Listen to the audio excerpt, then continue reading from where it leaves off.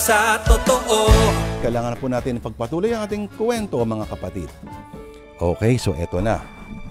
Ilang beses na talaga pinagbigyan ni Emeline itong asawa niyang si OJ na lulong sa sabong. Pero ika nga ni Albert Einstein ang kabaliwan daw ay paulit-ulit na ginagawa ang isang bagay at umaasa kang mag-iiba ang magiging resulta.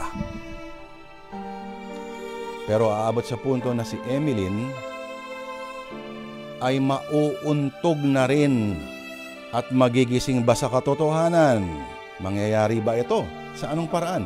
Tapusin na po natin ang kwento natin na pinamagatang Kahit na Magtiis.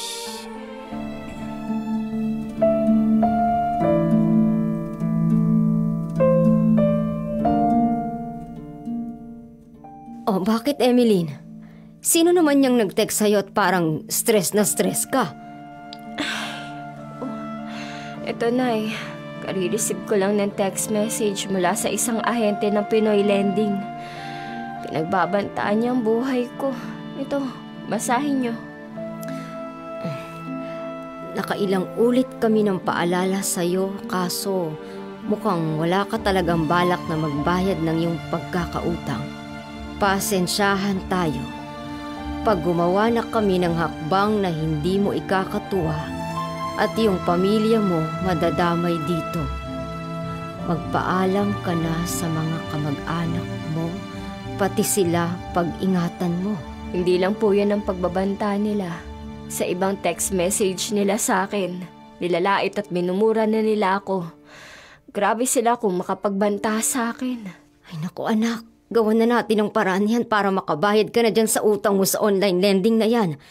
Nakakatakot na yung mga sinasabi nila sa'yo. Ay, sige po ma. Susubukan ko pong umutang kay Gino. Baka meron siyang pera.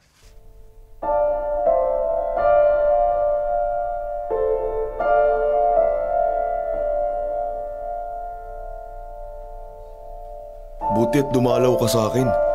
May sasabihin sana ako sa'yo. Bakit? Ano ba nangyari?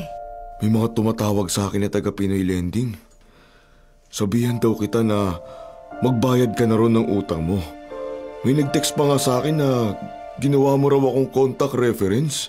Eh, hindi kita ginawang contact reference. Paano nila nalaman ang number mo?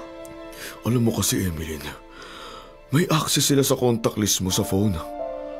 Kaya lahat ng mga numero nandyan sa telepono mo.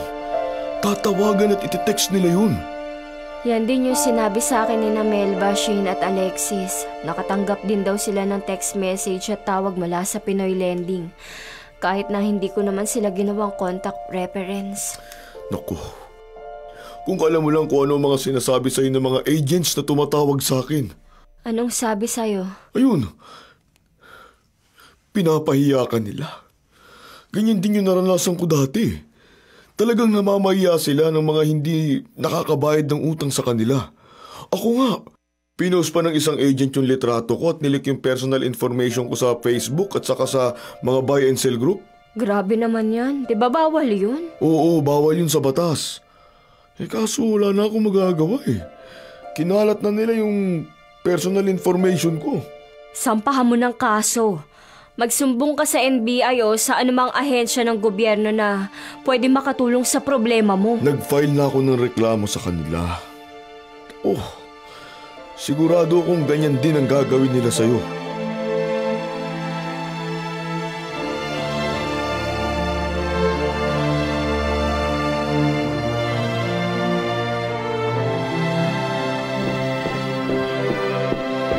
Emeline, balitaan ko may nagbabanta raw sa'yo sa text dahil sa utang mo sa online lending.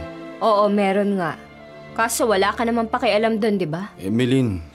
Ay, maghiwalay na tayo. Anong sabi mo? Ulitin mo nga. Gusto ko nang makipaghiwalay sa'yo. Gusto ko nang maging malaya ulit para mahanap ko ulit ang sarili ko. Hindi.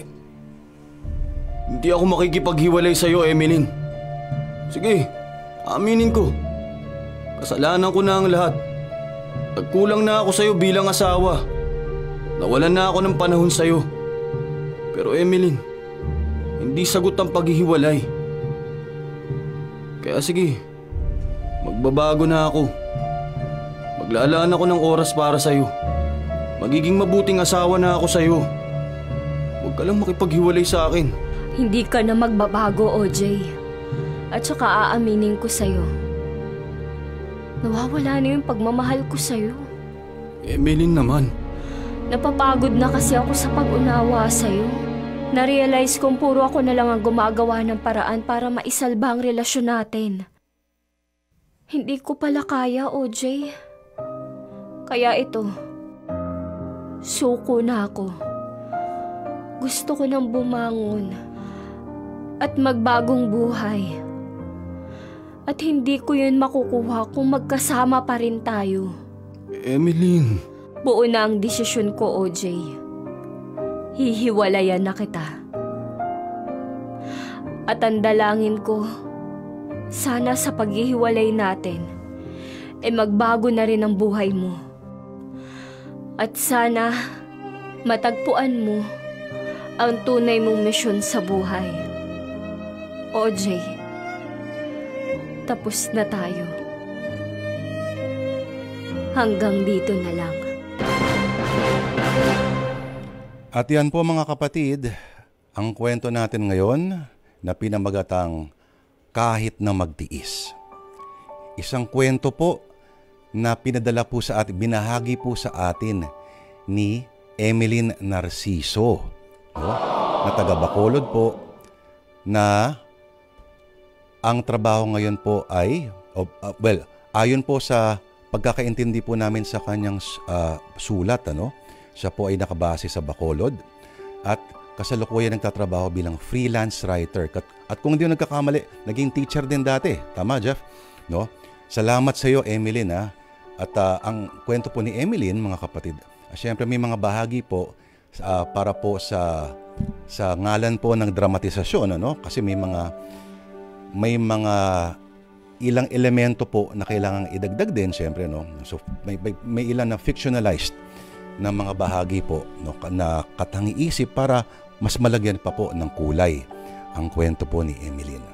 At ang naglagay po ng kulay na yan at ang nagsadula po ng kwento ni Emeline ay si Krishna Senga po, aka Jemon Sebastian, mga kapatid, ang tagasulat po ng lahat o karamihan, almost 99.8% ng mga drama po dito sa programang ito. At ang nagdedirect po ay si Eric Galvez at si Jojo Galvez. Ang napakahuhusay po nating voice actors ay sina Blair Arellano bilang si Gino, bilang si Thelma, si Marjorie Inamrable, at bilang si OJ ay si Ellery Martin. At bilang si Emeline at si Andeng, si Kim Christiane Pomeda. Palakpakan po natin ang mahuhusay po nating voice actors. Alright, at ang kwento po ni Emeline ay nagtapos dito. Talagang wala nang balikan na nangyari, mga kapatid. Wala nang balikan na nangyari. At walang inaksayang panahon. Nag-file agad sila ng annulment, and after 4 years, abay, binigay na rin ng korte at naghatol na, borado na ang kanilang kasal, na anal na po. Sa ngayon ay masaya naman si Emeline at nakabango na. Nararamdaman niya ang pag-asenso sa kanyang buhay. At naasikaso na rin niya ang lahat ng kanyang mga obligasyon sa mga pinansyal na responsibilidad. Habang si OJ, ang kwento daw, hanggang ngayon ay nananatili pa rin irresponsable. Kaya ang payo ni Emeline sa lahat, bago magpakasal, lubos na kilalanin na mabuti ang taong pakakasalan kasi alam mo ito ay forever, supposedly. Ito ang taong makakasama mo for the rest of your damn life. At hindi yan parang kaanin na sinusubo mo at ibubuga mo lang dahil hindi mainit. Ano ba to? Ang lamig-lamig na kanin. Hindi ganon. Okay? At higit sa lahat, minsan kung wala ng choice dahil hindi naman talaga lubos mo makikilala ang isang tao at pareho kayong work in progress pa rin, maaari na sa mga taong nasa sitwasyon ni Emeline, tandaan po ninyo na always kayo pa rin ang may kontrol sa buhay ninyo. Kayo pa rin ang may hawak ng inyong kapalaran. Kayo pa rin ang punot dulo ng inyong kaligayahan.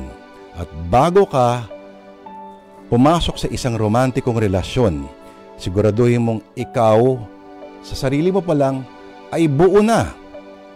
At ang iyong kaligayahan ay hindi mo hahanapin at hindi nakasalalay sa iba. Dahil kung sa sarili mo hindi ka maligaya, paano mo aasahang mapapaligaya mo ang ibang tao? At yan po mga kapatid, ang ating kwento at ang ating kuro-kuro sa araw na ito. Dito tayo sa totoo.